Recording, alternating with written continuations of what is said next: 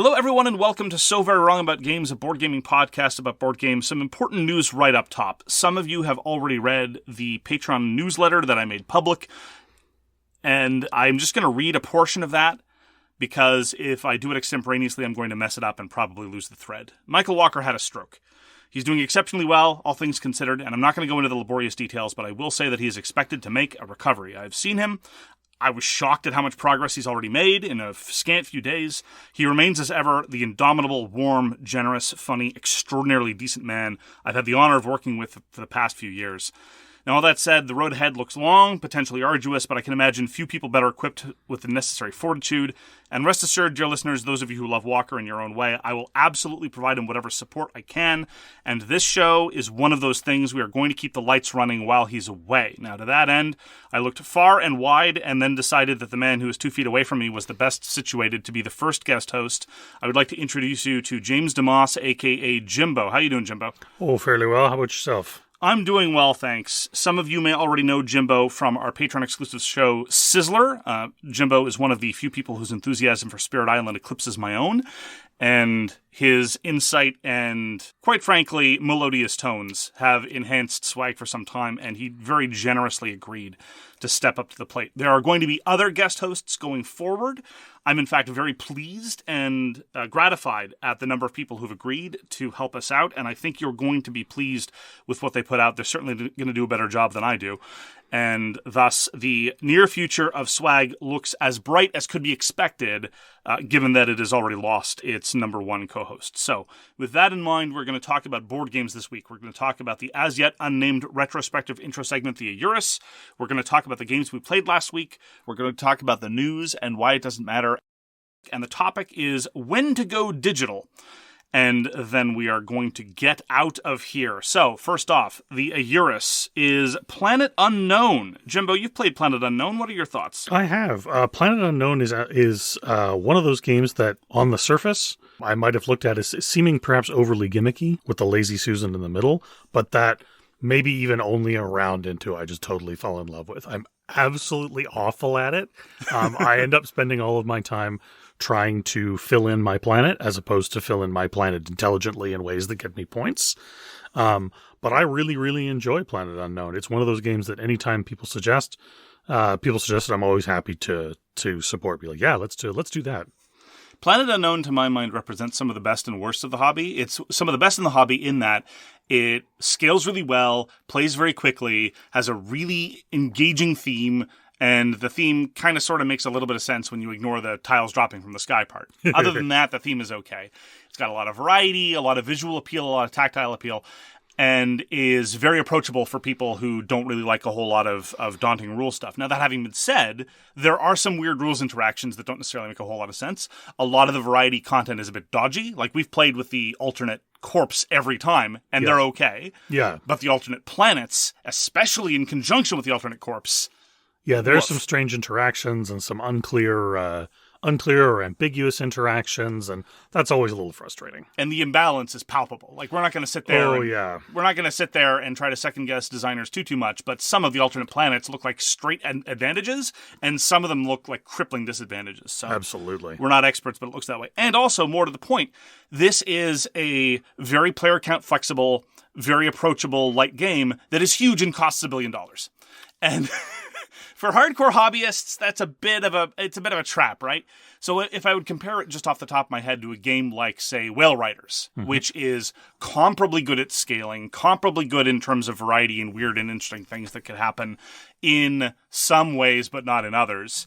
I would much rather a smaller box game like Whale Riders that of that form than Planet Unknown. That having been said, since we reviewed it, we have kept Planet Unknown in the rotation. It's a useful game to have in the rotation. Absolutely. When you're game daddy like I am. But as a gaming group, it might be difficult for anyone to be willing to shell out for a game of that size of its relative simplicity. Again, not to say that it's overly simplistic or that it's a game for babies, but... I don't know who would say such a thing about a game. I can't imagine. No, I don't think anybody would say. It's just far too snooty a response. But so perhaps that's the kind of thing. It's the kind of game that maybe an entire group might get together and shell out for. Yeah. But I do definitely think that the opening price tag, combined with its accessibility makes it a strange kind of dichotomy. Yeah, kind of like, it's not as bad as Foundations of Rome, but a little bit like Foundations of Rome. Of course, I like Planet Unknown a lot more than Foundations of Rome. There is a new expansion coming up. I'm a sucker. I think I pledged for it. Well, there's going to be more content about Planet Unknown. I'm excited for the expansion, so I guess we're both suckers. Yeah, you didn't have to pay for it, and you don't have to lug it anywhere, Jimbo. What? So Planet Unknown remains in the rotation. Very pleased with it, even though the level of content is uneven. What can I say? Crowdfunding. And part of me wonders how sustainable this kind of niche is. Very, very approachable, borderline family weight game that is huge and expensive. But happy to have it. Don't know that I can justify it. So that's the AYURIS, what we reviewed last year. Now on to the games that we played last week. I will get started. I played Skytear Horde Monoliths. Skytear Horde is a solo or co-op with a competitive version that I've not tried, but looks very dodgy. Kind of lane defense-y, deck construction, magic kind of combat thing within striking distance of Hearthstone kind of deal. And it's super derivative. In point of fact, a friend of the show, Efka Bladukas, basically ragged on it as being so incredibly derivative. But that, although a knock against it, isn't enough to keep me from enjoying it. And Monoliths is the first wave of expansion material. There have been 3 campaigns. One of them is ongoing now, which is actually just called Skytear Horde Campaigns. And I'm taking a big miss on that. For those of you that listened to Pledge of Indifference, I talked about how Campaigns is A, a campaign system that I'm not particularly interested in, and B, the pricing on Skytear Horde is just getting so ridiculous. It's 60 euros for a bunch of cards, and then a whole bunch more for shipping on top of that. Oof. I just can't justify that anymore, frankly. And with Monoliths, that I probably also overpaid for, frankly, I have 8 faction decks, a whole bunch of monster factions, endless number of castles, so I've got more than enough content to get going. But, as I frequently say with respect to solo games, I want it to have a relatively minimalist footprint, I want it to be quick to set up, and I don't want a whole lot of overhead. And Skytear Horde absolutely ticks all of those boxes. I'm vaguely inclined to give the co-op another shot, maybe. The problem is that the card draw in Skytear Horde is deliberately very circumspect. You have to defeat something in order to draw a card, and the universe of opportunities to draw cards does not double when you add a second player. And yeah, so the one time I played with Walker, Jimbo, for context, he very strongly felt like there just flatly wasn't enough card draw in the game, and I could see where he was coming from, because usually, the solo game card draw is rare, and then multiplayer it was just vanishingly rare. Again, the competitive version doesn't look very interesting. I mean, the automated deck just flips over enemies for you to fight, and I can't imagine having to manage resources to flip over a small number of enemies is particularly satisfying.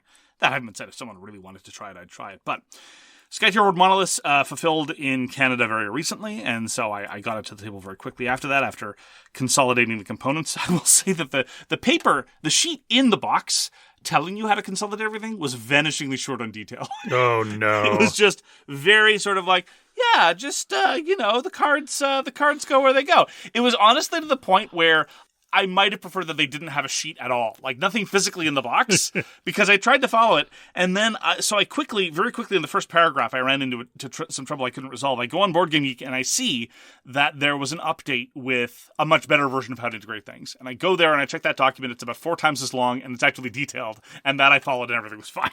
So the piece of paper might as well have said, please go to this website and view our updated document. Yeah, man, QR codes are back. They're making a huge comeback. They could have just included a huge QR code with no context. I would have scanned it, probably. So pro tip, if you need to consolidate Skytear Horde, don't bother with the piece of paper. Go check the updated version. It will help you out. So that is Skytear Horde Monoliths, an expansion of Skytear Horde, designed by Giacomo Neri and Riccardo Neri, published by Skytear Games. Easy to remember publisher. This week I had a chance to play Mythwind. It's a game that Walker got in some time ago. I find it difficult to explain. If it were a video game, I would describe it as a solo cozy game. This is a 1-to-4 player settlement construction-ish game where you're out in the middle of fairy woods and you're putting together your entire new settlement. But the actual putting together of the settlement seems to take a bit of a backseat to each character's unique mechanics. In this case, Walker was playing the farmer and I was playing the explorer/hunter. It seems like the game mostly focuses on each individual mini-game, which then sort of slowly feeds into the main game. I don't know exactly how long it takes for the settlement to sort of begin to grow and flourish. It has a very interesting weather and season mechanic that I thought was neat. There's what I would consider to be a frustrating lack of stakes. There is, for example, an end goal for the season. We didn't meet our end goal for fall, so presumably we're all going to starve to death when winter comes along. Based on the vibe of the game, I doubt it. Yeah, no, in actuality, if I remember correctly, there was no penalty for missing and if that's what you're looking for, that's great. The art is quite charming. The storytelling, particularly about the different fairy spirits that you might encounter in the woods, and how they begin to contribute to your settlement construction, is also quite charming.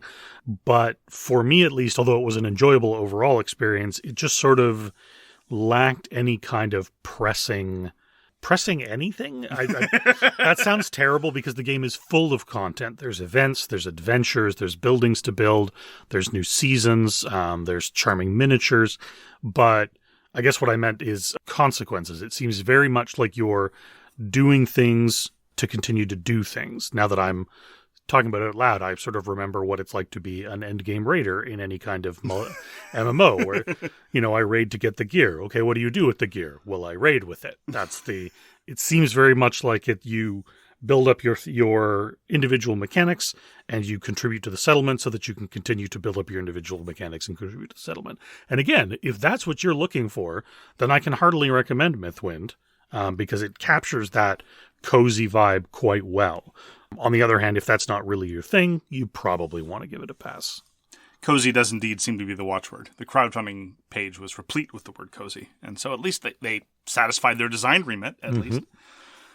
We get to try Slay the Spire, the board game. This is the adaptation of the card game on the PC into a card game on your table. And so cards all the way down. This was done by Gary Dworetsky at Contention Games. This is the same publisher that put out Imperium the Contention. No, not that Imperium. No, not that Imperium. That other Imperium. And we played through 2 acts. It's the kind of structure where it's a 3-act game, but every act is a session unto itself that can take roughly 45 to 90 minutes, I'd say, case depending. And so doing all 3 acts in a single sitting is a bit of a lift, but we did 2 individual sessions separated by a couple days. What were your impressions of Slay the Spire, the board game, Jimbo? So during the first stage, I think I was comparing it too much to the video game because it seemed to touch slow. Well, it begs the comparison. Before you quite accurately pointed out that perhaps compared to the video game, it's slow, but compared to most co-op, I'm using quotation marks, dungeon crawlers, because it's not quite a dungeon crawler. Right. It's actually extremely quick. And once we started playing the second session, I definitely started to feel that, where the game started to flow a bit better, at least in my perception. I quite enjoyed Slay the Spire. As an avid video gamer, I am frequently one of the first to poo-poo video game to board game, or in some cases the first to eagerly ask my friend to back it and then discover that it was not very good all along. Darkest Dungeon. But Slay the Spire surprised me in the way that it managed to both capture the essence and the feel of Slay the Spire, while also managing to be just a fun board game to play with your friends. I don't know that playing it solo would be a worthwhile experience compared to the game. Although, again, if you're not much for video games, then maybe it will still scratch that itch. Particularly the multiplayer component really felt extremely well done. Good. I'm glad you enjoyed it. I'm going to be playing it a little bit more as time goes on. I've got some unresolved thoughts. I agree with you that in terms of an adaptation, it is very successful. Part of me still wonders if it is the answer to the question that no one asked. But as a work of design rebalancing and of adaptation, I think it's very impressive. And how much payoff that gets you, I am still not 100% sure, but I have every intention to try to find out. And so we'll probably end up playing Act 3 at some point. I'm looking forward to it. And failing that, and in addition to that, I'll probably try some of the other characters as well. So without additional unlocks, I'm looking forward to getting immediately pantsed by the Act 3 boss, just like the very first time that one gets to the 3rd floor in Slay the Spire. Indeed. So that are the continuing thoughts on Slay the Spire, the board game.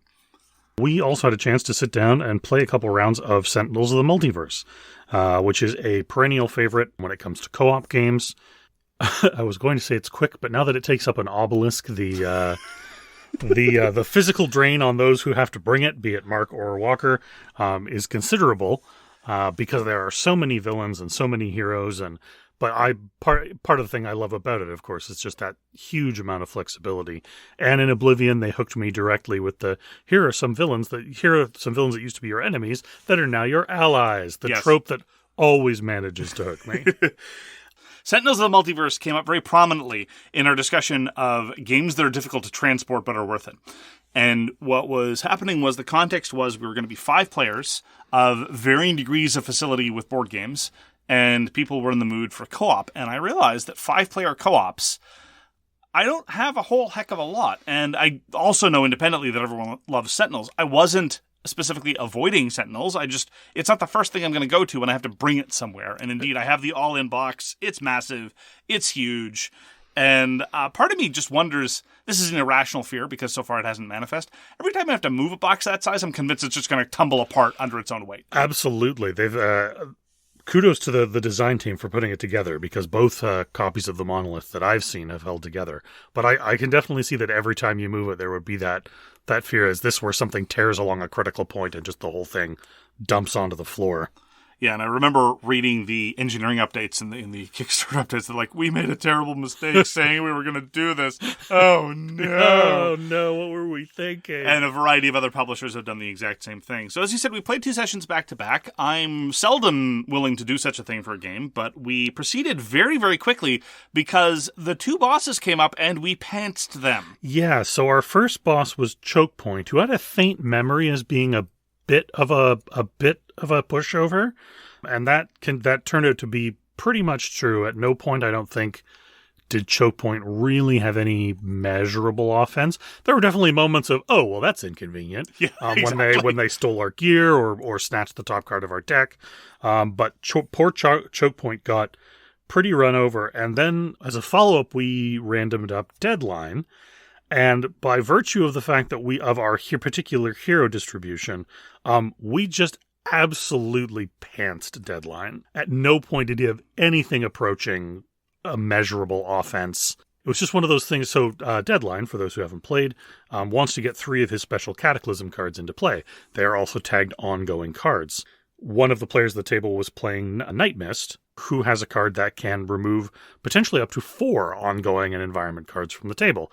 And so the first 2 or 3 times that Deadline managed to get up to the 3 on his bonus card play, which means he'd have to wait a turn to trigger his ability, Night Mist swept the board.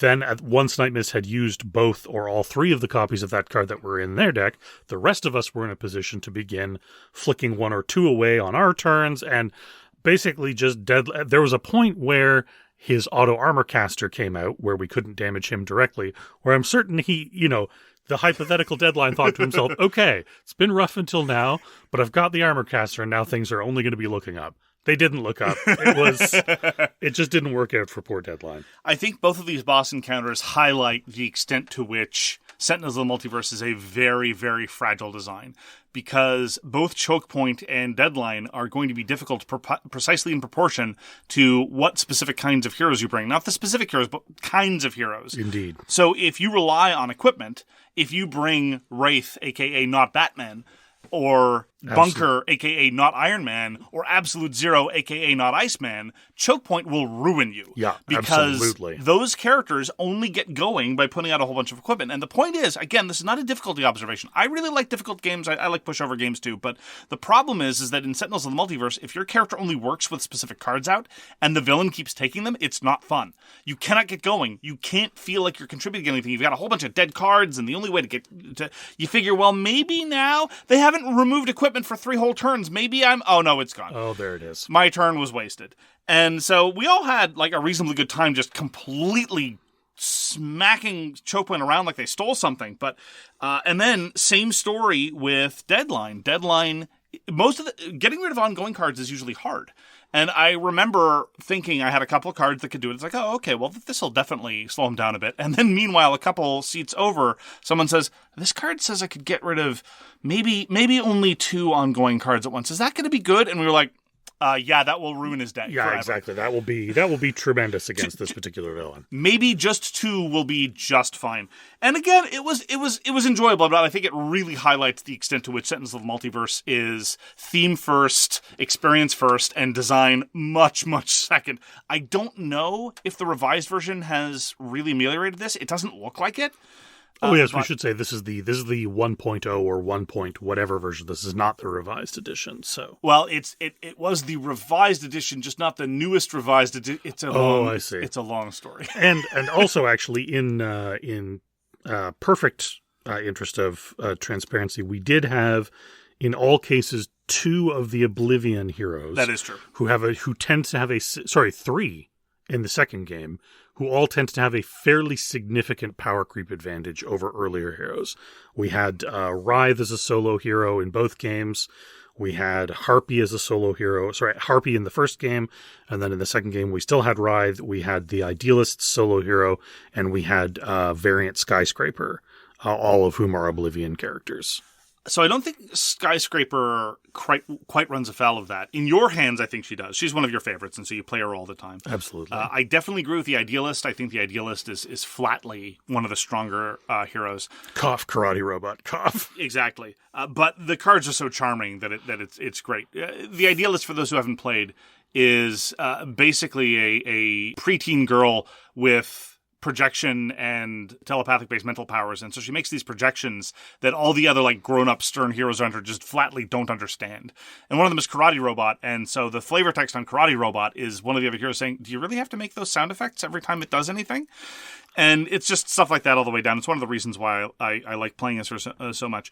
But the more I think about it, the more I think about the overall arc of the power in Heroes of the Sentinels of the Multiverse is kind of like a sort of a big U. Because I keep thinking, oh yeah, they got more powerful later on. I think that's just Oblivion wielding an outside influence. And I keep forgetting that in the base set you have Legacy and Wraith. And any set with Legacy and Wraith cannot be a set of underpowered heroes. It's true. Not all of them are that good.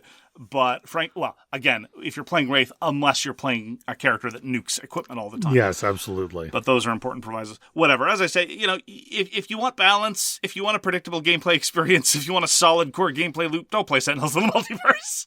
But if you want a very enjoyable superhero cooperative game, then absolutely play Sentinels of the Multiverse. Definitely. If you like playing cards just to see what happens, Sentinels is your game. I had a chance to get Marshmallow Test back to the table. A friend of mine is a fan of trick-taking games. It was actually him who first taught me how to play Wizard. And so I had brought Marshmallow Test out to his place. And it was a good success. I'm a big fan of Marshmallow Test. I like trick-taking games, although I'm of low to middling success at them. But I really like Marshmallow Test's do I go out early and just get guaranteed points and not risk going out last, or do I hang in and try to scrimp a few extra points? The thrust of Marshmallow Test, for those who haven't played, is that when you go out, you get points equal to the number of tricks that the other players have taken, except for the last player who gets nothing. You get nothing. Good day, sir.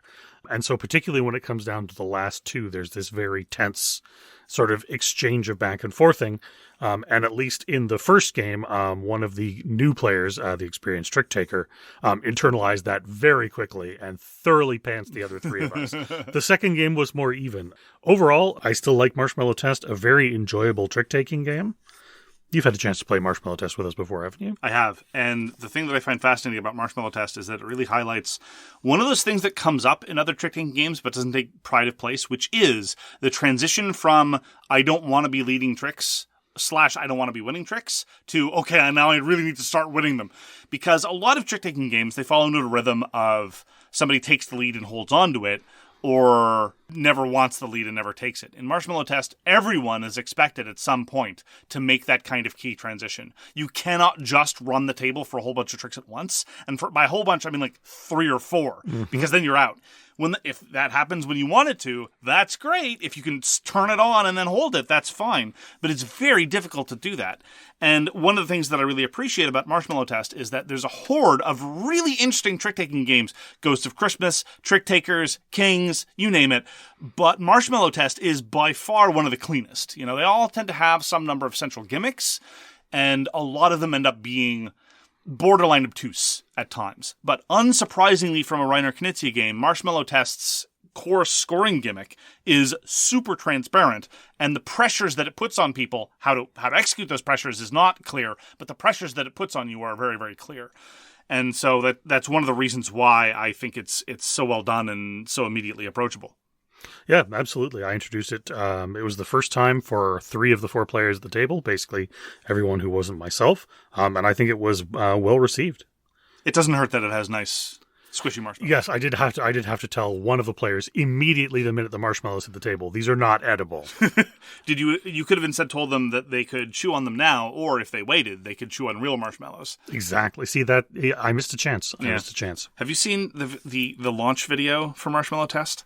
I have not. It's bizarre. It is Dr. Reiner Knizia in the world's worst drag, explaining the Marshmallow Test. It's so strange. Well, I'm going to have to track that down and see it. I've seen it about 3 or 4 times. I still don't know what to make of it. It's a scene. Oh, that sounds amazing. I'm amazed. I don't know what to make of it. Amazed, but at the scene. Yeah. So we played Primal The Awakenings. This is the latest huge box full of miniatures that I pledged for on a whim.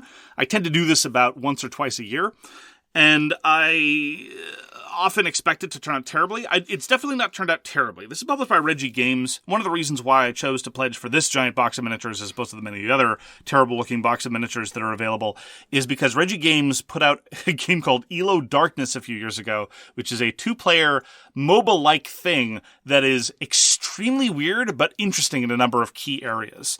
And so I figured Primal The Awakening might be okay. Primal The Awakening is basically Kingdom Death Monster or Monster Hunter or whatever. It's a boss battler. You tear the body apart. You get bits. Use the bits to make other things. The aesthetic is definitely more reminiscent of Monster Hunter, though, in that the weapons and armor are very clearly animal bits that or less refined, or they don't look like real world weapons. Suffice to say, I get a very strong Monster Hunter vibe from the aesthetic of things. And we played the tutorial, where I messed up a rule really badly, but it served the use of the tutorial. And I noticed this because in our second session, I couldn't help but notice that we were very much leaning in to some of the gameplay elements. Mm-hmm. Was that your observation as well? Absolutely. I definitely found that our second play of Primal, we were very much leaning into some of the gameplay elements, the discussions of assist cards going around the table. And particularly one of the things I noticed is that we all seemed to have a much better grasp of each individual class's how they functioned. There were at least 2, if not 3. Oh, I think I get it now. As we played against our second monster. I've been really enjoying Primal. At first, I was a bit confused by it, partially by virtue of the rule we got wrong, but also partially because it has the monster fights, as Mark mentioned, from Kingdom Death Monster, but it doesn't have the fun building up your village mechanics. But on the flip side, it also doesn't have the obnoxious random roll hunt mechanics. Right. So I think I was still trying to figure out exactly where I fell in that particular distribution about, which of these, which am I missing this more than I am preferring this? But I really like the just set up, get down to it, make it happen. Both monsters have felt different enough so far, I think. Yeah, so there's definitely an effort towards minimalism in some of the areas of Primal that I appreciate. So the monster board, actually, when you're fighting the monster, the main board, it looks an awful lot like how Dark Souls did its boss fights. Very much so. Divvied up, it's a circle, monsters in the middle, 4 quadrants, that's it. And you're right, there's no community building. There's a little bit of paperwork in that you track what resources you have, and you spend those resources to get various upgrades, but it's not like you're drowning in a whole bunch of different options. There are just, at the moment, there are only 2 boards where we can spend things. I expect that's going to multiply. The key objection I have to the campaign elements, and it's worth noting that there are a lot of one-off scenarios if you just want to go and fight monsters, and I appreciate that. I haven't looked too much about how much upkeep they have or how much setup is involved, is that there's a lot of background flavor text that I'm just glossing over entirely. I haven't gotten a whole lot of value out of them. I don't know how much value any of you guys would get out of them because I'm not inclined to pass the book around for everyone to read it 4 times, nor am I inclined to read them because it's really just huge blocks of text. It's more or less, look, my gloss on it, as I say, is you mostly just have reason to go out and kill things. It's like, oh, these archaeologists disappeared. Go try to find them. Oh, we're attacked by a monster. Kill the monster. Take its stuff. All right, fine. As an excuse to hang a gameplay loop together, it's fine, but there's just too much of it. I'm not feeling it. It definitely seems to have played into your campaign fatigue. Well, it's weird because I was contrasting it with the narrative of Fateforged Chronicles of Khan, which did grab me right away. There's less text, and it's more to the point, as opposed to Primal, where there's more of it, and less of it really serves to sell much of anything. That's fair, yeah. No, I can definitely, by comparison, no, you're definitely quite right. That's just my impression, though. Other people might have a different impression of the setting in the world. And the fundamental driver of how the combat works is making card combos. You've got this deck of cards, you have a certain degree of customization options available that will increase as time goes on. And a lot of cards care about whether they were played after a certain kind of card or in conjunction with a certain kind of card or played at the right location next to a monster. And that part is really cool. That part of just playing out your hand and figuring out a way to maximize your effect, marshal your resources, I think is really well done. I don't know how much I'm enjoying that if I'm enjoying that to the extent that it justifies all the rest of the stuff around it. Every monster's got its own set of cards, its own set of rules. Every monster has its own set of effects. The keywords are a borderline nightmare. What's the difference between dazed and stun and fatigue? It's like, okay, look, all these three things mean the same. Is there a reference sheet? No! Why would there be a reference sheet? The rulebook is a 90-page tome that has the tutorial and then the full game context and then the actual rules and then the glossary and then the index. Like, come on, split these documents up, please, guys. I'm referring to it all the time. It is so bad that there will be these gameplay effects, and then 2 turns later, the same effect would recur, and nobody at the table remembers how the effect works. Absolutely. That's not okay. No, and not having a rule sheet makes having to look up these particular mechanics quite aggravating. Yes. None of it is particularly complicated. None of it is particularly baroque. None of it has a huge amount of overhead. But in conjunction, all these things together serve to attenuate the cool combat elements and honestly make me a little less jazzed. So I've enjoyed the 2 plays. The rest of the people involved want to keep playing, and that's okay. I will. Part of me wonders whether A, I'd be more into it if I was more into the narrative. Mm-hmm. B, if I would be more into it if there was a better ease of splitting up the overhead. But again, there's only one central rules document. All the monster stuff is contained in one set of different decks of cards, and so it's not easily parsed. Anyway, so again, given my general disinterest towards campaigns, the fact that I'm willing to continue with Primal the Awakening is some degree of praise, but it's not.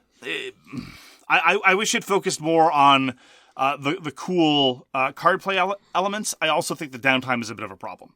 It is, unfortunately. One of the things that I had is that when you play cards, some of your cards may have a symbol in the upper right corner that tells you whether or not you've gained aggro, whether you have the monster's attention. Whoever has aggro last becomes the first player for the next turn. This unfortunately can result in strange corner cases where someone starts a turn as the first player and then is the last player of the next turn, meaning they have to sit through 6 to 7 full turns before they act again. And now there are small things that can mitigate this. Cards you can jump in with, you took away some of the monster's struggle. I'm going to double that. Or you need to draw cards. I'm going to give you an assist. That help a little bit, but they also then serve to blunt your own turn when it does finally come around, because now you have less cards. One of the central conceits of the game is that you have to discard cards to pay the stamina to play for cards, meaning you're very infrequently playing more than a certain amount of cards in a turn. And if you've already played some of those cards to help other people's turns to try to mitigate some of the incredible downtime, then it can feel like you waited a long time to do very little. On top of that, the second monster we fought, one of its key tools in its toolbox was causing people to discard cards. It wasn't skip a turn, but it was getting close. It was getting there. It was definitely one of those mechanics that kind of made my jaw tighten and my I agree with you that the ability to support other people on their turns in Primal is good, but the ratio of that to gameplay is not nearly as good as something else, like, for example, even Sentinels of the Multiverse, or Street Masters is another example I would give. There's a far greater sense of I'm supporting people, and therefore more back and forth of what's going on in the turn, and a degree of coordination. It's not multiplayer solitaire, that's for sure. And it's definitely not. You don't completely ignore what someone's doing on their turn, but most of the time, I mostly felt that I was just watching along as someone was building up their huge combo to do massive quantities of damage, which is satisfying, but doesn't really alleviate the downtime as much as I would like. It also, in my opinion, doesn't help that the character that you chose, while incredibly useful, the main tank character, hasn't yet seemed to have developed the same kind of card-playing combo interests that, for example, my greatsword character, Louis' greatbow character, other Louis' hammer character, which I'm imagining doesn't contribute particularly well to that sense of, okay, well, it's my turn, but so what? No, I was reasonably satisfied with what I was able to pull off. I mostly feel like the card combos that are built into my character class didn't really manifest just because my card draw was weird. So Just as an example, one of the things in Primal the Awakening that's really cool is you start with a mastery card, and you have to do a certain trick 1 to 3 times over the course of the game to unlock the mastery card, and now you get this real big boost to your special ability, and even a boost to how some of your normal cards work. And the way my character does that is by playing a yellow card followed by a red card in immediate succession. All my yellow cards were at the top of the deck and all my red cards were at the bottom of the deck. Ugh. It happens. Yeah. Now, if I'd really wanted to lean into activating that ability, I could have held on to more yellow cards. But the thing is that, again, in my character's case, yellow cards are super useful. It's what he likes to do. And so I just played them out and whatever. As I say, it was only a minor thing. My character had a number of cards that were interesting and indeed kind of mitigated the turn order issue that I identified. For example, he has 2 different cards in his starting deck that say, while this card is on the top of your discard pile, other characters' attacks get buffed. That was super neat. We even were able to do it half by accident, where I played that card out and then I was last in turn order the next round, and so it stayed on the top of my discard for even longer. There were a couple of occasions where I could discard a card to do something off turn, but I chose not to, specifically so as to keep that at the top. That's neat. I mean, there's some good design work going on here in Primal Awakening. Far more than I would have expected on a campaign that got by on, look at this giant miniature of a dragon. Not to say that wasn't at least part of why I pledged for it. But as I say, at the moment, I'm not, it's kind of on the bubble for me as to how much I want to give into Primal the Awakening, but I'm willing to go along for the ride for now, and that's flatly more than I expected. Yeah, no, that's totally fair. So that's Primal the Awakening by Tommaso Mondadori and Alberto Parisi, published by Reggie Games, recently fulfilled pursuant to successful crowdfunding. I also had a chance to get Oak back to the table. Oak is a worker placement game where you are playing druids who split their time between traveling to different shrines to invoke different effects and climbing up a giant tree to then crawl out on the branches and live there forever. It gets a little muddy in that part. Is that what's going on? That's when you... Yeah, it's... the trees... Things are a little unclear in the tree. Where's Susan? She climbed up the tree. She's not coming back. Yeah, I think the tree might be a distant relative to Steel Space. Okay. I'm not certain. But it's a relatively simple-ish, but with enough going on to keep, I think, even hobbyist gamers interested. It's a decent weight, medium weight, I would say, for getting people into the game. It was fairly well received. Always one of the things that gets people, and I'm sure this is one of the reasons that we pledged for it in the first place, is that when you can have your druids go and become special archdruids, and when you become an archdruid, you take this little piece of rubber that's maybe a hood or a bag or a lute or a raven and you put it onto the miniature and it hooks on, and now your druid is a cool druid for the rest of the game. It's amazing. It's very fun. Yeah. More Euros should have physical gimmicks. Because there's no reason why you can't have a toy factor in your Euro.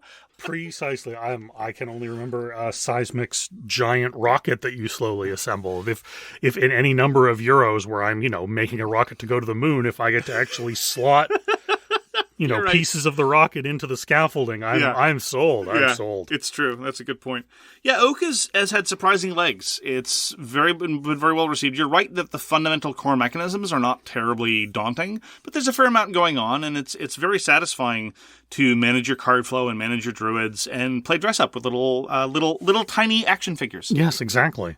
Each druid starting board gives you a bit of a different kind of starting advantage. This is the faction that focuses on advanced druids. This is the faction that focuses on monsters, etc. That gives you a chance to sort of change things up. Just an overall fun middleweight worker placement Euro. I'm also having a chance to play an online game of Gaia Project. Warmboy had expressed some interest in being able to play, and it's a favorite of Walker's and mine, so we started up a game. I struggle actually to put Gaia Project in a niche. I'm sure Mark can better for me. No, I can't. Oh, well, there you go. It's sort of a action selection kind of 3X game. It's whenever I use the term action selection to describe a game in terms of genre, I know I've got nothing better. Yeah, that's exactly it. For those who played Terra Mystica, very similar. The salient difference is the Gaia forming, the titular Gaia forming, where you will take certain void planets and you will convert them to Gaia planets, and then ideally you will live on those Gaia planets. You're putting down buildings and then upgrading those buildings to do things. I quite enjoy it. The downtime can be kind of significant. Mm-hmm. Again, similar to what we said in Primal, it's somewhat mitigated by an energy charging mechanic where when other players build or upgrade buildings near you, you get to cycle power, which will then let you do things. But it is a mild mitigation rather than a completely take the sting out of somewhat longer turns. I am a little concerned, having played a decent amount of Gaia Project, that the end game may always feel the same. I'm keeping a particular eye this time to see if it shakes out differently, but I've identified certain things such as saving your QICs so that you can spend them to hit your Federation tokens over and over again to score more and more points. It seems like that's always, and now maybe that's purely just how we end up playing. Perhaps that's not the result of the game state, but it does unfortunately seem like the end state of Gaia Project tends to be fairly samey. I've played this system in 4 different games now: Terra Mystica, Gaia Project, Terra Nova, and Age of Innovation. And one of the things that means that I kind of enjoy it, but I never really fully get into it, is precisely that. I feel like every game more or less has the same arc. And it's not really even much of an arc. It's just, this turn I build as many buildings as I can, but next turn I'm going to build as many buildings as I can. And sometimes, this is not true of all of them, and this is a gross generalization across 4 different games, but often I feel as though the asymmetric player powers don't give you more freedom for variety. They just say, well, this is the development path you should be pursuing. And that doesn't really lean into its strengths. I actually completely agree. I find that the individual player powers less give you more options and more pigeonhole you into what is clearly an optimal route. Now, you're still free to ignore that particular route, right, but then you might as well just be playing with one of the basic factions. Sure. Did you just call me basic? I did. Okay. Because you're basic. So those are the games we played last week. Now we're going to take a brief break to pay some bills. This week's episode is sponsored by Incogni. Every time I've been to a bank in the past year, I've overheard someone ask if a recent phishing email or text or other message they've received was actually been from their bank. I get it. These scammers have powerful tools at their disposal thanks to data brokers that traffic in your private information without your knowledge. The good news is that you have access to tools too. Incogni is a service that automatically removes your private data from the brokers that are all too happy to sell your privacy away as though you were the product. And since these data brokers can scrape your data again without your permission, Incogni will keep getting that data removed as many times as it takes while you have a subscription. Ever since I signed up with Incogni, I've had a drastic decrease in the number of robocalls, spam emails, and other scams from people trying to spoof email addresses of my friends and family. So try Incogni now. Use code ABOUTGAMES at incogni.com/aboutgames to get an exclusive 60% off an annual Incogni plan. That's code ABOUTGAMES at incogni.com/aboutgames. It's all too easy to spend over $100 a month on streaming services. Netflix, Disney+, Prime, you name it. But if you use ExpressVPN, you can cut back to just Netflix and save a bundle every month. You can use ExpressVPN to change your online location to over 100 different countries and access the unique media libraries available in those regions. No more having content hidden from you. ExpressVPN is unobtrusive, fast, works on almost any kind of device, all while protecting your privacy online. I've been hearing rave reviews about Scavenger's Reign, and thanks to ExpressVPN, I've been watching it on American Netflix. Like anime? Well, pretend to be the UK and you can watch the original Cowboy Bebop, not that other version. It's so simple. You just open the app, select a country, and refresh your browser to be wherever you want and watch what people in your country normally can't. So go for it. Get access to more and pay less. Get your money's worth at expressvpn.com/SoWrongGames. Don't forget to use my link at expressvpn.com/SoWrongGames to get an extra 3 months of ExpressVPN for free. And we're back. Now moving on to the news and why it doesn't matter. Before we get into that, let us just address something that does matter. I just want to thank everyone for the outpouring of support. I've been relaying the messages of support to Michael Walker in his time of recovery. We really do appreciate it. This community and this group of listeners is really amazing. I feel like I don't deserve it. And I've been very, very touched, even while being overwhelmed with having to deal with all the contingencies in place. But I sincerely appreciate it. I haven't been getting back to nearly as many people as I would like to. Please know that I have heard you, and thank you very much. Now, sad news. Shapeways has filed for bankruptcy. They ceased operations a few days ago, and now they're not. Oh, no. Yeah.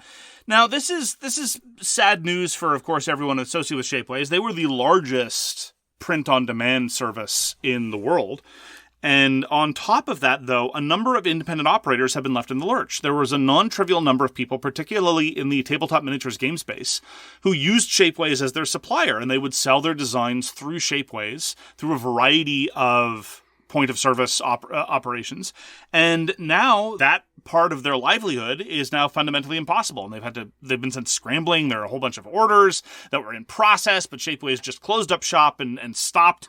Apparently, according to some storefront operators, the communication during this process was not very good. The suspicion was that the people who might have been involved in communicating with them had in fact been sacked. So there's that. Yes. Yeah, it's the nature of things. So it's a bit of a sad moment for Shapeways and also for the tabletop industry that it impacts. Yeah, it's sad to see any business close up shop and the people within it have to deal with that. Yeah. But then also to see the negative knock-on effect that it has on the rest of the community it's never nice to see. It's true. On the topic of the tabletop miniatures community, Jimbo. So Mark and Walker reported some episodes ago about what I would consider to be almost the end of an era with the end of the X-Wing miniatures game. It's been a fraught few years with the creation passing from Fantasy Flight to Atomic Mass Games, and then Embracer Groups acquiring of Asmodee, and then subsequently splintering into 3 groups and dumping all of their debt onto Asmodee. And it looks like Atomic Mass has completely ceased, or rather will be, by the end of the year, completely ceasing production on Star Wars X-Wing and Star Wars Armada. Now, as an Armada player myself, most of us Armada players had seen the writing on the wall some time ago. There hasn't been new content for Armada in quite some time. Just as a note, I'm a little insulted, or at least I would feel a little insulted, that they just hadn't said anything prior to that. Like, would it have killed them to at least acknowledge that they weren't doing anything? Even just, we definitively don't have any plans going forward for Armada. Maybe that'll change. But they couldn't even be bothered to do that. I completely agree. As an Armada player, it's felt a lot like sort of being the forgotten stepchild. Yeah. The particular Star Wars miniature games, which sucks. I'm not happy about it, but I get it. My limited understanding is that Atomic Mass is much more focused on games of the same ilk as Star Wars Legion. Yeah. And that's why there was no further content on Armada and somewhat halting content for X-Wing. Mm-hmm.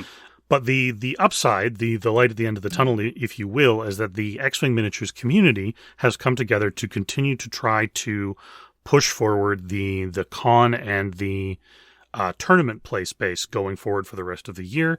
I believe Adepticon is going to be handled by several of the larger names in the space.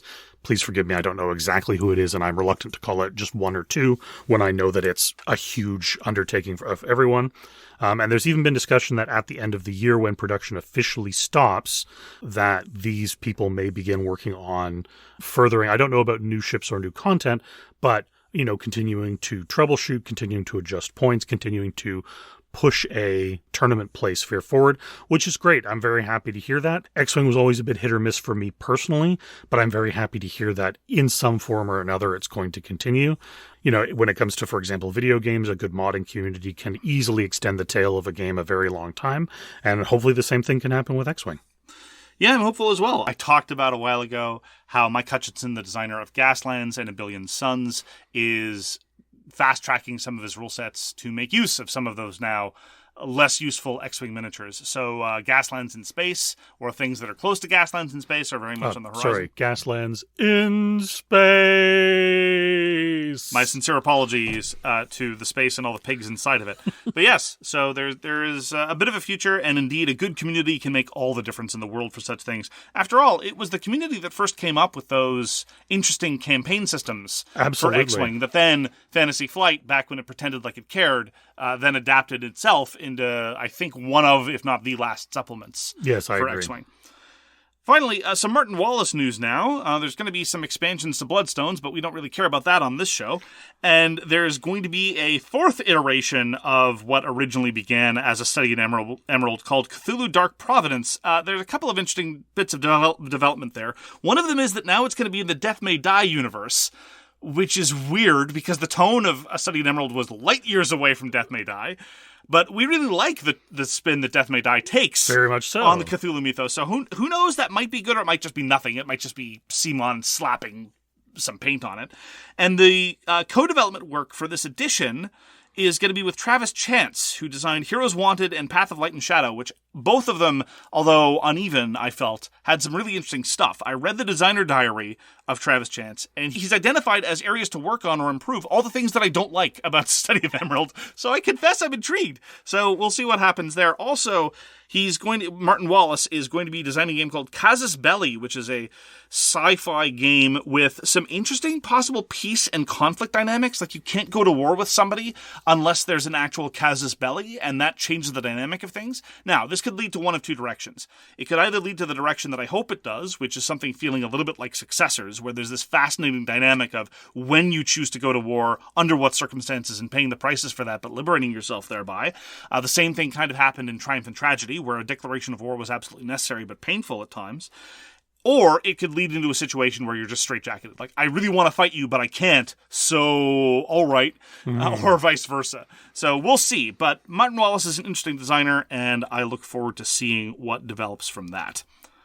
So that is the news and why it doesn't matter. Now we move on to our topic, which is when to go digital. I thought you, Jimbo, would be a good person to tap for this because of your enthusiasm for the Vidya games, as Walker would say, the clickety clacks.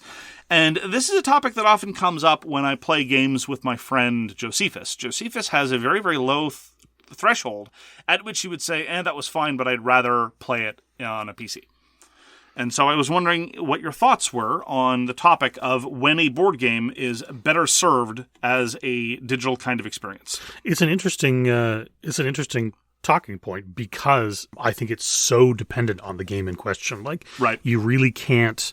At first, there would have been a time where I would have said, okay, so games beyond a certain complexity are always going to benefit from being a digital. The example I'll use is Scythe, for example. So I quite like Scythe. There's a lot of overhead, a lot of moving parts. Set up and tear down is not insubstantial. Okay. But its digital implementation, I actually don't think added much to it. Where I would have originally thought, oh yeah, digital Scythe, this is going to be great. It wasn't bad. Like, it wasn't a bad digital implementation. I don't feel that it took anything away, but the time playing, or rather the time spent playing, only dipped by, I would think, a couple of minutes. What you gain in a potential saving of time is unfortunately lost in a frustrating inability to take back or undo something you didn't mean to do. Right. Which is particularly frustrating in a digital format where it might not even be a case of not remembering what it was you had planned to do. It may simply have just been a misclick. Yeah. And at least in the Scythe implementation, there is an incredibly frustrating inability to backtrack. On the other side of the coin, the Spirit Island digital implementation, although it took a long time to get to a point that I would consider it to be worthwhile, has an incredibly robust ability to go back in very granular in your own turn, being able to undo small actions, to being able to request that the table entirely go back to a previous phase. Now, once you've flipped a random card, you can't go back to that point. Right. Makes perfect sense to me. And so I definitely refined my look at it, where it's much less of a games of this complexity should always be digital, and definitely think that it really is more dependent on each individual game. Have there been any particular games that you've ever thought, I really think this would do better as a digital implementation? Well, I had that vibe very strongly recently when we were playing Iberian Gauge. The last 2 rounds of Iberian Gauge were very mechanical and just involved a lot of financial transactions that were relatively transparent. And indeed, insofar as there was any decision-making, it was just based on available supplies. It was the kind of thing where the information presentation of a digital version would actually be superior. Because that's one of my key beefs with digital implementations. It's often very difficult to get a bird's eye view of the table state and be able to internalize all the necessary moving parts. Like, I played the side of the digital implementation, and I never felt like I could look at one thing that would tell me everything I needed to know. This wasn't just a question of real estate. It was just a question of how I process information. And the different, looking from the board to my player board or whatever, or to the pile of resources in real life is easy. In video games and digital implementations, it's often difficult. But those last 2 rounds of Iberian Gauge were all about how many trains are left, how much money is in the treasury, and how much money will be added if I do this, how much money will be detracted if I do that.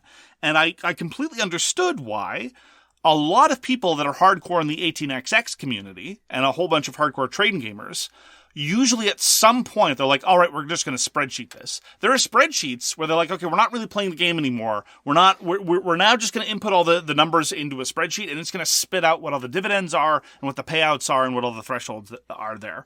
And I completely understand why people do that. Absolutely. Even in simpler games. I'm not suggesting that I want to do that as well, but even simple games, sometimes it's weird. What I want automated and what I don't want automated is, of course, a very personal choice. Like, for example, in Sentinels of the Multiverse, I had no difficulty understanding the virtue of a Sentinels of the Multiverse app because of all the, this targets the non-hero target with the second lowest HP. Give me a break. And that's completely why a number of people bounce off and prefer the Sentinels digital implementation. And this is despite the fact that Sentinels as a game is very simple. I mean, that's why I brought it after all. Its simplicity was one of its assets. So whether a game is very complicated like an 18xx game or very simple like Iberian Gauge or Sentinels of the Multiverse, there can be things that I desperately want automated. The problem is that there's this, as you say, it's a very fine line between what I want super transparent and what I want opaque and or managed by a machine, because there's an opacity once you hand it over to a machine. Absolutely. To use the Sentinels of the Multiverse example, it absolutely automates all of those. Okay, so the boss plays this card, this causes them to draw, this causes them to play another card, which causes them to go through their deck and find a card, right, which then necessitates their deck to be shuffled, which then allows them to play another card, which is great. Having all that automated is great. But then there is frequently a very long pause as we all look back over the game log to go, okay, wait, what just happened? Whereas and what do I do about all these cards that just entered play? Exactly. Whereas if someone is going through it, it's being explained as it's happening. And although that may technically on the surface take more time without needing that, okay, what just happened turn, it actually mostly seems to end up taking less time. The Sentinels app was relatively well done. There are some strange oversights, again, mostly in results of being able to go back or being able to respond to things. I agree. The opacity that gets added can really undermine it. Like, you can take a relatively simple game like Sentinels, where someone can say, okay, what just happened? And then someone says, oh, okay, well, so this, and this, this is what led to this. And everybody goes, oh, okay. Whereas the app will fling them at you super fast. And someone goes, what just happened? And the most frequent answer is, I have no idea. App assistance also sometimes runs afoul of this in a variety of ways. Again, looking at Sentinels, a lot of people, and indeed your group did this primarily before some jerk came in from Montreal and said you should stop, used the tracker app. Yes. You didn't do the digital version, but playing in person, you played with the cards, and you used entirely the tracker app. And there, it's a question of pick your poison, because the tracker app will easily identify, again, the non-hero target with the second highest HP or second lowest HP or whatever. Then you have a number of choices. Number one, how many screens do you have this operating on? Then you have to worry about all those screens agreeing, which they seldom do, because there's a lot of small transactions, and the moment there's multiples, the chance of being, I don't mind if there are errors, so long as it's consistent, right? If we're all tracking with tokens, we're going to make mistakes. Absolutely. But we're all going to have the same record, and it's immediately visible to everybody. Alternatively, you can just do it on one tracker, in which case you're not really tracking at all because you're constantly asking the same person, wait, what's going on? Like, if we had a dedicated setup, like in the Vision, where some billionaire like Harlan Crow decides that what he wants to do is not buy a Supreme Court justice, but instead wants to buy a board gaming podcast. We have a conference room with a giant-ass screen that's cast up there. Absolutely. That'd be great. Then I'd happily use tracker apps. Yeah, but when you're passing one iPad around or one Surface or one whatever around the table, it's either being passed around the table, which is in its own way disruptive. If you're handling your own hand of cards, you don't want to suddenly be handed a larger piece of technology. Yep. And as you said, then you're in this weird situation where you're like, can I see the iPad? Or you're asking a question that otherwise would be able to identify. When we first swapped, I pined for the simplicity of the tracker app. Since then, I have fully embraced the tokens. I prefer the tokens. Literally the only thing about the app at this point that I miss is the easy who has the highest, who has the lowest. Yeah. Because frequently when we're getting better, but frequently when it's who has the highest, there's pause. And then someone says, oh, well, I have 23, and that gets everyone else to, oh, well, I have 27, I have whatever. And that extra time can sometimes be like, can't answer this question if we don't all chime in. I will say, though, in context like that, it is useful to just have a check-in moment where I get to hear everyone's hit point values. Very much There's so. a certain use to that. And unfortunately, app-assisted games also then leads into app-driven games. Yeah. And more and more, with actually the most recent exception of Fateforged. Yes. More and more, I am finding that and then I'm generalizing, so if you work in the industry, please don't take offense. The effort that goes into maintaining the app side is not commensurate with the effort that goes into creating the board game itself. We have struggled to get My Father's Work back to the table because the 3 times we have brought it to the table, the app has crashed. Yeah. And there has been no save, there's been no quick save, no autosave, there's been no way to recover lost process. And in at least 2 occasions, it was close enough to the beginning that we could have just started again clicking through, but by that point, people are just frustrated. For one of them, it was me, where I just said, I'm really just not interested in doing this again. I wouldn't necessarily put it in terms of effort. I would just put it in terms of the level of polish isn't at the same level. That's a much better way to put it, yeah. And look, it's a high bar. It's difficult, but it is what it is. Now, it's interesting you bring up Fateforged, because this is actually something I've been thinking about. Have you played the PC game Wildermyth? Yes. So here's the thing that Wildermyth and I think Fateforge are kind of on the same page about, because Wildermyth is a grid-based tactical squad combat game, which I think could be easily adapted to tabletop if you were inclined. I think so. There's not a whole heck of a lot going on when you compare it to a lot of other tactical grid-based things on the PC. Like, for example, some of the weirder stuff that happens during a game of XCOM, the weirder stuff that happens during, say, The Last Spell, which I know you play. The weird sort of compounding. It's like, well, this is 5% of that, and this is 7% of this other thing, and there's a 6% chance of burning at this point. Yep. All those things where PC games and digital games lean into their strengths that would not work for tabletop. I'll have more to say about that later in the context of roguelites like Risk of Rain and Dead Cells and One Deck Dungeon. And Wildermyth, though, what it does do, and what it renders completely opaque, which is good, is the storytelling. Yes. You don't know where the story's going. You don't know what levers you're pulling will influence the story and which ones won't. You don't know if that side mission will influence the story or if it won't. You just don't know.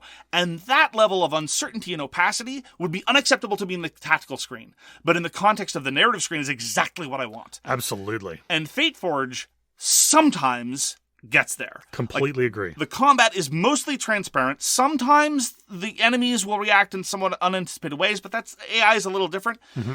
And there's the expectation and the knowledge that the app is tracking things in the back end. If you remember back when we were knee-deep in some of our campaigns of Kingdom Death Monster, just the reams of notes that we would keep. Absolutely. That were then impossible to keep track of. Who's the son of who did what to when, and like, oh, that was an interesting thing that happened. Can we remember it? It's like, well, not documentary, but and that is what I want app management to do. The numbers, ideally, pretty much to any level of complexity, I want to be in charge of. But when it comes to managing the overall paperwork, the broader aspect of that, anything that's accounting rather than gameplay decision, I realize I'm contradicting myself, but there's a distinction I'm trying to draw. I'm happy when apps take care of that. Now, that having been said, I agree with you. app-driven games are an entire minefield. That's an entire separate topic that we've talked about at length on the podcast. But that's the kind of thing that makes me feel like, why am I doing this in a pen and paper context? If I want a good story to be managed for me, I think that a digital version could do it better. Yeah, no, I completely agree. And Wildermyth is a great example of exactly that. I adore Wildermyth. I'm completely in love with it, and I think it would make a great board game.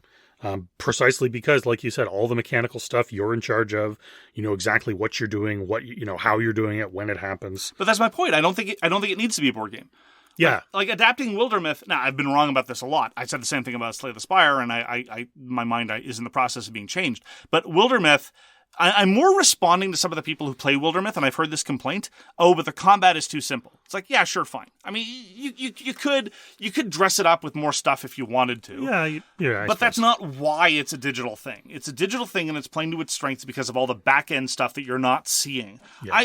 I'm willing to play a perfectly transparent, relatively simple tactical thing on a PC. I'm also willing to play a more Baroque thing, which actually leads to some of my favorite PC games are roguelites, like Risk of Rain, like Dead Cells, like Slay the Spire. And what they do is, Risk of Rain is a particularly good example of this. I don't think that Risk of Rain could ever be adapted to a board game nor would I want it to. I don't even know how you'd begin. Yeah, because everything you pick up has this concatenating series of like percentile proc chances and weird modifiers and status effects and outre things. Like it's endless, and that's just how it's designed. It's an action platformer. When you pull the trigger, you don't have to know the precise chance of the 12 stacked modifiers that you have proccing individually or combining with the other 17 modifiers that work on the back end. And that's fine, right? It's an action platformer. Dead Cells, on the other hand, is a much simpler universe of modifiers, generally speaking. That having been said, the adaptation of board games looks weird. I pledged for it. We'll see what happens. Mm-hmm. They seem to have just mostly avoided a lot of the roguelike trappings in terms of the differentiation of modifiers and more just, well, keep trying the level until you get it right. You can die as many times as you want in the process. Interesting. More of a puzzle. Yeah, well, more just when you're adapting a game, you decide what notes you want to hit and what notes you don't, and the different kinds of special abilities and weird, like for example, when playing Dead Cells, you might pick up a bow that has a 5% chance of inflicting a status effect, but that's not like you can strip that part out, and you don't feel like you're missing the central part of what makes Dead Cells Dead Cells. True. I don't think you could quite say the same for something like Risk of Rain. The only board game I played, for what it's worth, that really sought to leverage this weird set of, well, you're just going to have a different universe of a dozen different modifiers, is One Deck Dungeon, which is a very, very simple game designed by a friend of mine, admittedly. But you just get a whole bunch of different potions that all come on the different monster cards, and so there's a ton of variety, a whole bunch of different skills that you can trigger, again, that key off of monster cards, and, every run feels demonstrably different as a consequence. When it comes to things like Slay the Spire, again, I'm going to have more to say about this the more I talk about Slay the Spire, but the comparison of how they leaned on different things is fascinating, right? In the digital version, there are too many modifiers to track. The math involved, the way weak interacts with vulnerable, with strength and poison 17 that ticks down to 16 and so forth. That wouldn't work in a board game. And so consequently, they just flattened the universe of modifiers in the board game, leading to a very similar but also very different experience. And so again, I think that there are strengths to each version, and you really have to play to that. I applaud the fact that train gamers and 18xx gamers, over the course of a single session, are expected to recognize, okay, time to take this to the computer. Yeah, we're moving to the point now where it's just going to be so much easier to do this with some digital assistance. Yeah, and it's impressive. They do it. I've seen it happen a number of times. They do it, as a rule, far more smoothly than I've seen anybody, for example, interface the digital analog divide when playing Sentinels of the Multiverse, as an example, right? Like, yep. There, the confusion, like, you're constantly shifting attention, whereas the train gamer is like, all right, I'm busting out the laptop, tackety. Oh, you're actually building track? Okay, where's it going? All right, tackety. And it's like I said, train gamers are an impressive breed. What can I say? Mm-hmm. Yeah, it sounds like maybe it sounds like a lot of the 18xx games could benefit from either a full digital implementation or some kind of digital assistant, like when they break out the laptop and the spreadsheets. What that led me into is, of course, the sensation, the feeling of it. Just because an 18xx game would benefit from a digital implementation doesn't mean that people that play it want to do it that way. I really enjoy the Spirit Island digital implementation. I still vastly prefer to get together and play it in person. Yeah. I mostly enjoy the Sentinels, the Multiverse digital experience. I would still prefer to get together and play it in person. I'm enjoying the digital version of Gaia Project that I'm playing now. I'd still prefer to get together and play it in person. Yep. I wish one other thing about, when to go digital and how to lean into the strengths of digital versions. It's unfortunate, completely understandable, but unfortunate that we don't have a market that's big enough to allow the visuals to really go to town. Like, when I think about the volume of art assets that Sentinels of the Multiverse already has, and if they had really, like, with an unlimited budget and a large enough audience, just what they could have done visually with the digital implementation of Sentinels, it makes me a little sad. Agreed. Some implementations get close, like Roots adaptation does a pretty good job with a lot of the Kyle Farron visuals, and it's awfully charming, and that's great. But alas, because that again is something you can really try to take. This is why I appreciate when a designer really looks to the strength of the medium and really leverages that strength. And going hog with some of the visuals is one of the things that you could do in an incredibly well-funded digital version. I understand why it doesn't exist in the board game space, though. Yeah, absolutely. Well, that's going to do it for this week. Thank you very, very much for joining us for So Very Wrong About Games. Thank you for joining me, Jimbo. I appreciate it a great deal. Thank you very much for having me. We hope to see you again soon. Please take care of your hobby. Please take care of your health. And remember to thank your rules explainer. Bye, everyone. Bye-bye. You've been listening to So Very Wrong About Games, a board gaming podcast about board games produced by Michael Walker and edited by Mark Bicknell. You can find all our information at SoWrongGames.com. Special thanks to What Does It Eat for allowing us to use their most excellent song, FOS, as our intro. You can find them at WhatDoesItEat.com. We hope to see you again soon, and as always, try to be right, but remember, you're so very wrong.